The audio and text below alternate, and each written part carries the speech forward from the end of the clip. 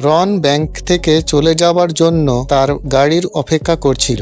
একটি ভ্যান তার সামনে এসে তাকে অপহরণ করে।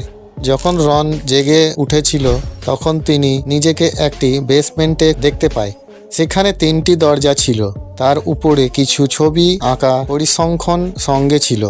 রন তার পাশে নোটসহ একটি ঘড়িও দেখতে পেয়েছিল। নোট ও দরজাগুলি দেখে আপনি কি অনুমান করতে পারেন যে রনকে কোন দরজাটি বেছে নেওয়া উচিত?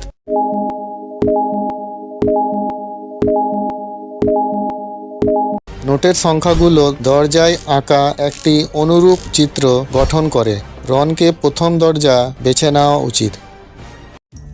যদি আপনি গল্পগুলো পছন্দ করেন তো দয়া করে লাইক, সাবস্ক্রাইব করুন আর বেল আইকনটি প্রেস করবেন।